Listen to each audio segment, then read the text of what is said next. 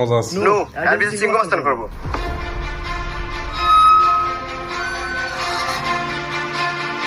সিংহস্থান আমাকে একটা খবর আসছে আর বিচার দেন।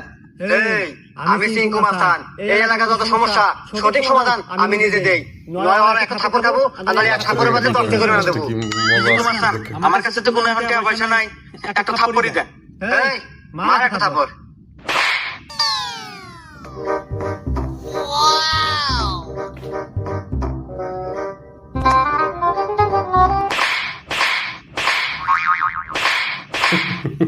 এই যে আমি এখান থেকে যাওয়ার সময় 50 টাকা পরে পাচ্ছিলাম, তো ভাবলাম যে এনে খরচ করে দিই। এখন ধরেন 30 টাকা আপনি নেন আর 20 টাকা দিয়ে দিন। থাকে কোন দিক হয়ে গেছে? 20 টাকা আপনি দেন, আমার লাগবে না।